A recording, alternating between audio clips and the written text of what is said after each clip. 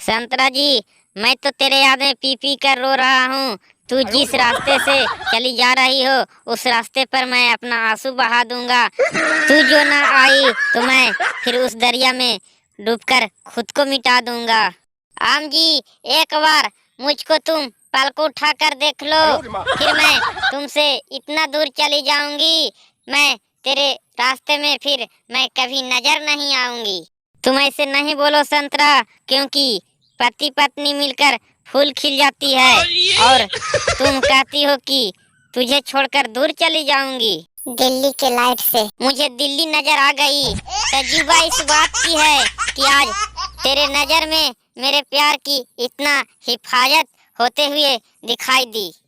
जुल्म से मिलकर मोहब्बत फूल में बदल जाती है संतरा जी।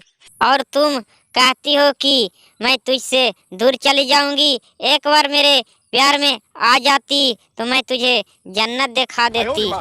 तुम अपना प्यार में हमको भुला रहे हो आम। मैं तेरे प्यार के चक्कर में नहीं आऊंगी संतरा जी। मैं सपनों में तेरा तस्वीर छापता रहता हूँ। तेरे सूरत मुझे याद है। अगर तू ना मिली तो मेरे जिंदगी बर्बाद है तेरे बिन संतरा। दोस्तों, अगर वीडियो अच्छा लगा हो तो प्लीज लाइक और सब्सक्राइब जरूर करें।